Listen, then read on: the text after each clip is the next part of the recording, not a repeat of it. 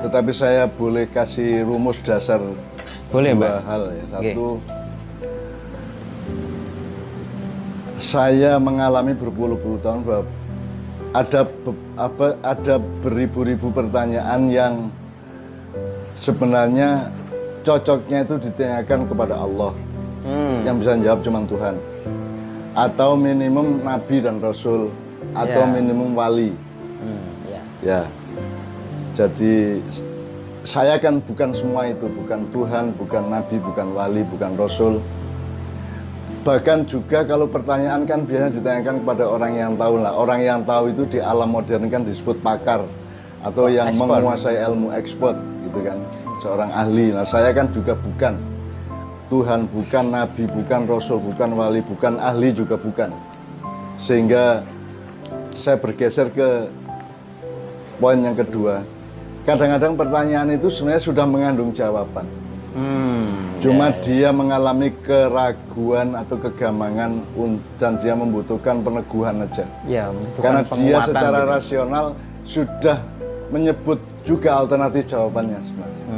Biasanya seperti itu. Nah sekarang kita coba urut aja ya, El. Kita coba urut pertanyaannya apa, nanti ada yang mungkin dialektis ya, pertanyaan 1, 3, 5 mungkin terkait satu sama lain, nanti kita improvisasi aja. Yang pertama dari AC. Bagaimana harus berdoa dan memohon ampun kepada Allah dengan kondisi saya yang tidak pernah sholat dan saya sudah menjalani maksiat, mabuk, madat. Kemudian ada satu lagi pertanyaan yang kurang lebih sama dari A. Saya malu beribadah sebab saya tuh masih maksiat. Sebab saya tidak ingin berada di zona hitam dan putih sekaligus. Saya menjadi tidak pernah sholat. Padahal saya tidak ingin termasuk golongan orang yang ketika susah mencari Allah, ketika senang melupakan Allah. Mohon bimbingan dari Mbah Nun. Ini dua pertanyaan yang kurang lebih sama, Pak. Jadi kan dibalik dua pertanyaan itu sudah ada logika atau asumsi atau anggapan atau terminologi bahwa di satu via itu ada ibadah, berdoa, kabul, berbuat baik. Di lain via ada sesuatu yang dia sebut zona hitam itu apa, mabuk, zina, dosa dan seterusnya. Jadi sudah ada asumsi bahwa dua hal itu kan berseberangan satu sama lain. Jadi sebenarnya dia dua penanya ini sudah tahu jawabannya, sudah tahu jawabannya karena Anda tahu bahwa itu kan semacam persenyawaan kimia ya. Jadi kalau unsur A itu nggak bisa gabung sama unsur B. Misalnya ada, kalau asam sulfat berarti H2SO4, kalau NH3 berarti natrium trioksida misalnya gitu ya. Itu kan ada persenyawaan atau gabungan-gabungan atau perjodohan di dalam kehidupan yang Allah sudah tentukan dengan sunnahnya. Nah demikian juga mabuk, zina kan tidak kompatibel dan tidak bisa bersenyawa dengan sholat, berbuat baik dan seterusnya kan begitu. Nah Anda kan sudah tahu itu. Semua dua pertanyaan tadi sudah mengandung pengetahuan tentang dikotomi antara dua hal itu. Jadi sekarang yang butuh bimbingan bukan saya membimbing Anda, yang ada adalah Anda membimbing diri Anda sendiri. Anda sudah tahu kok. Sudah tahu kok. Nek saka aku ya aku karepmu piye? Nek aku ngomong nek kan ada dua jawaban dari saya kalau saya dipaksa menjawab. Loh kira harus ngerti toh, kamu kan sudah tahu bahwa kalau Anda mabuk terus, Anda zina terus, maka itu tidak kompatibel dengan kabulnya doa Anda kepada Allah, bahkan Anda langsung merasa malu kepada Allah. Ya jawaban saya satu, ya terus kelemu mabuk, terus kelemu zina, sudah dituntaskan aja. Ya tapi dengan catatan kamu sudah tahu bahwa itu tidak mungkin lantas Anda berdoa kepada Allah. Kan gitu kan, ini kan tidak kompatibel menjauhkan ke zona satunya. Iya. Atau jawaban yang kedua, ya kamu kendalikan dirimu untuk ke salah satu zona tadi. Anda mau kendalikan dirimu ke zona putih atau sekalian ke hitam sekalian, gitu. Jadi terserah Anda, itu keputusan Anda. Jadi saya tidak bisa jawab, saya tidak bisa bimbing, wong Anda sudah tahu logikanya kok. Gitu, sudah tahu. Tinggal mempraktekkan yang mana. Yang tidak rasional adalah kalau Anda terus mabuk, terus zina, tapi terus mohon, terus berharap doamu dikabulkan dan Allah baik sama kamu, kan tidak masuk akal. Wong kowe bendino mambutai ora tau adus kok arep yang-yangan, ya mesti ra entuk yang kan gitu kan. Gitu. Kan Iya, gitu. iya, iya. Jadi kan Anda sudah tahu logika dasar dari kehidupan bahwa dua zona itu tidak bisa dipersatukan. Tapi memang secara umum dalam akhlak masyarakat memang ada wilayah kelabu, yaitu bercampur antara hitam dengan putih tadi itu. Gitu ya.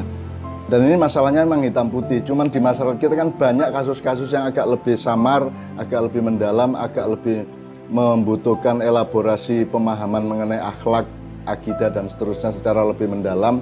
Di situ maka terjadi kelabu-kelabu tadi itu. Mungkin ada panduan latihan Mbah Nun untuk dua kawan kita itu untuk misalnya memilih ke zona yang doa dengan dekat dengan Allah tadi itu, melangkah ke sana itu ada riadohnya mungkin yang perlu dilakukan. Di Ma'iyah kan saya sering menjawab atau ngasih tahu anak-anak jamaah ya. Anda mau jadi pendekar apa mau jadi orang biasa-biasa aja? Kalau Anda mau jadi pendekar, Anda lakukan yang Anda tidak sukai atau Anda tidak lakukan yang Anda sukai. Itu satu jenis riadoh. Jadi saya suka mabuk, tapi mulai hari ini sampai tanggal sekian saya tidak akan mabuk. Bikin Nah, Anda memaksa diri Anda secara radikal sehingga Anda akan menjadi manusia yang lebih kuat, lebih tatak, lebih hebat daripada sebelumnya kan begitu. Nah, terserah Anda mau melakukan itu apa tidak. Tapi kan kalau rumus dasarnya di Ma'iyah kan lakukan sesuatu yang Anda tidak sukai atau jangan lakukan yang Anda sukai.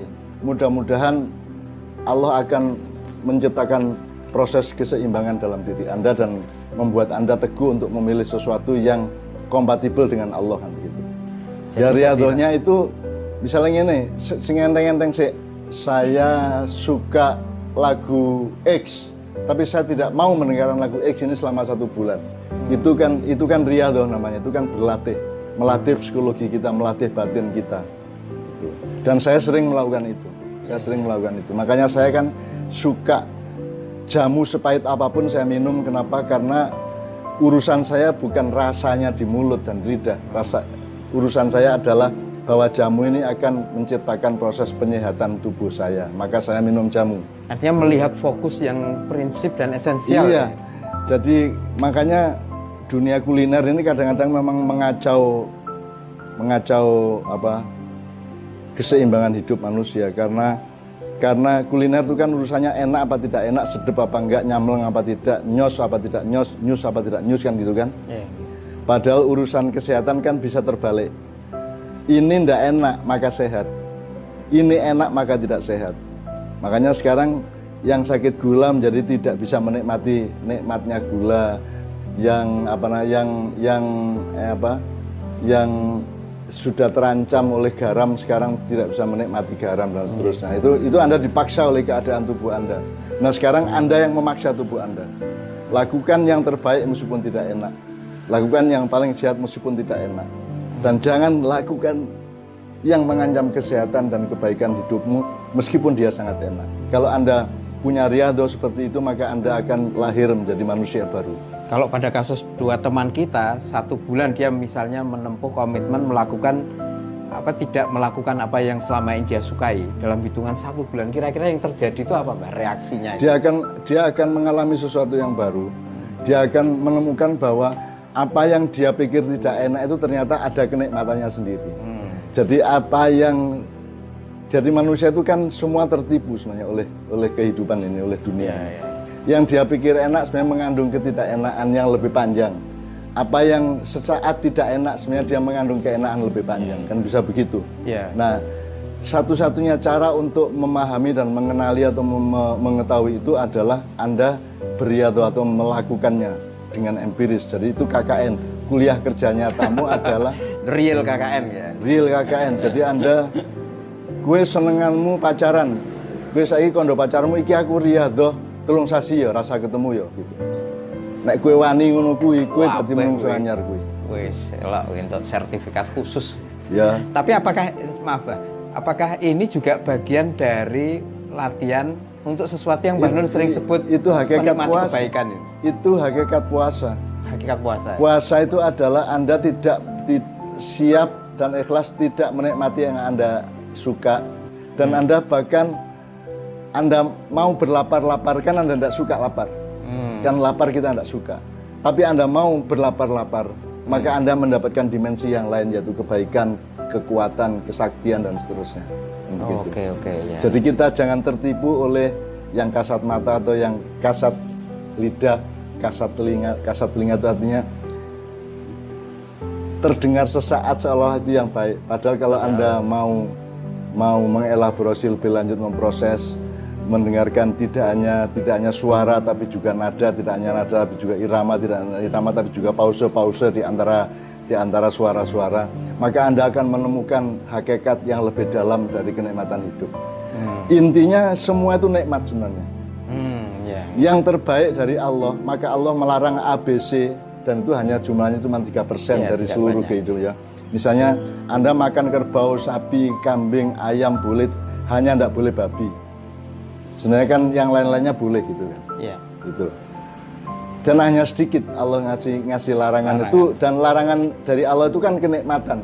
Bahwa sedikit Allah, tapi wafat ya.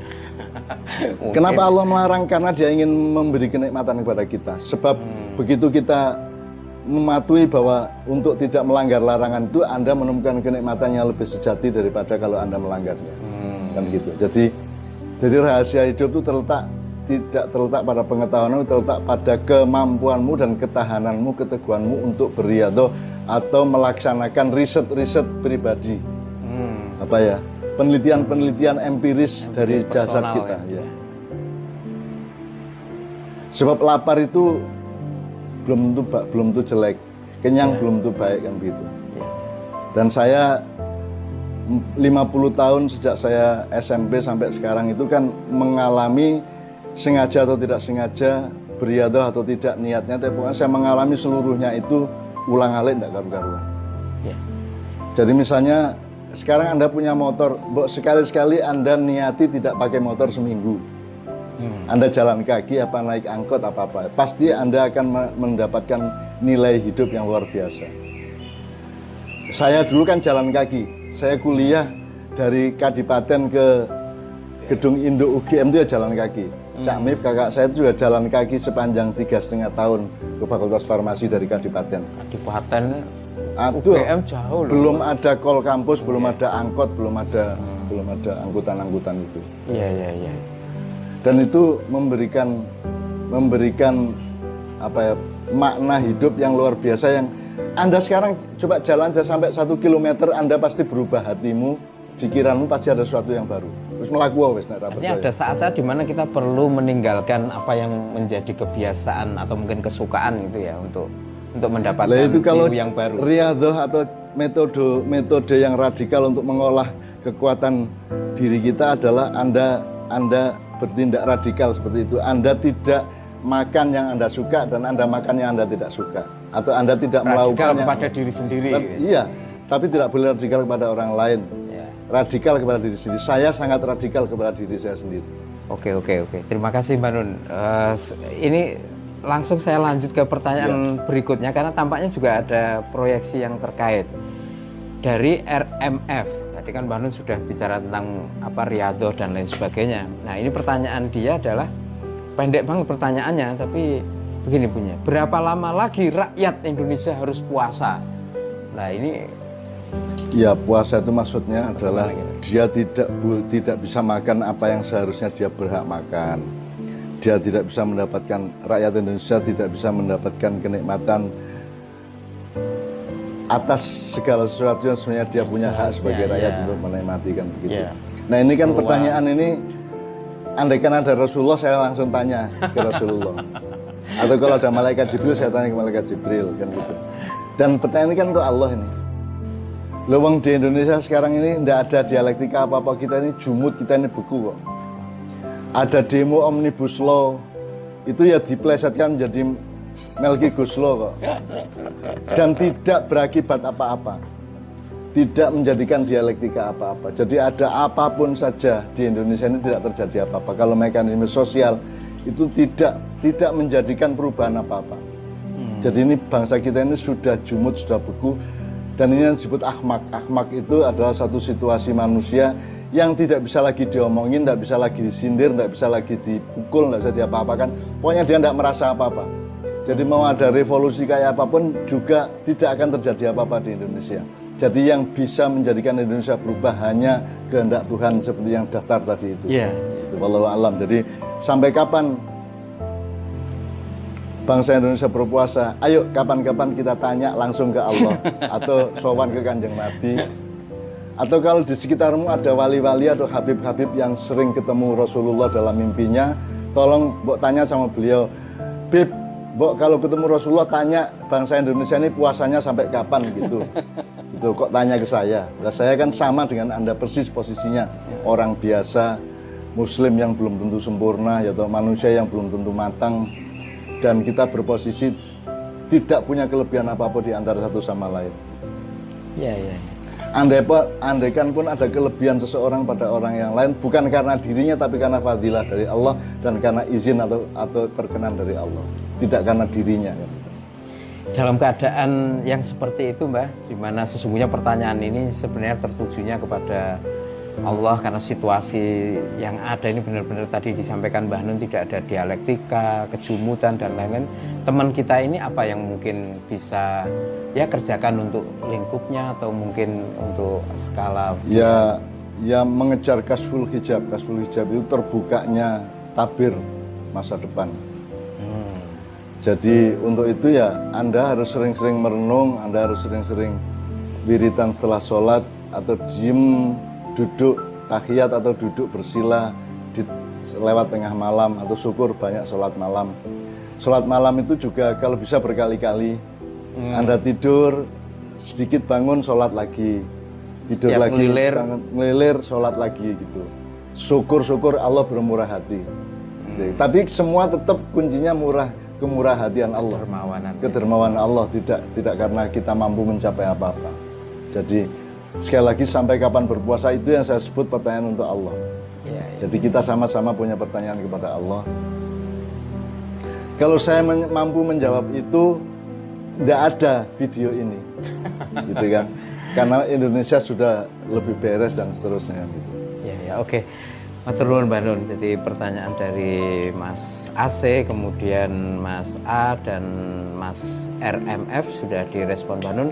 Nah sekarang pertanyaan berikutnya ini sebenarnya nanti terkait dengan tadi Mbah Nun cerita waktu di Kadipaten tinggal di tempat tinggal yang sangat kecil dan harus berbagi, menulis tidak mungkin dalam keadaan yang sunyi, enak, karo nyawang buka jendela ngetik itu kemewahan barangkali ya dari kalau kita dengar pengalaman. Nggak ada jendela. Nggak ada jendela. Yang ada itu papan-papan yang dijajar kayak toko kan.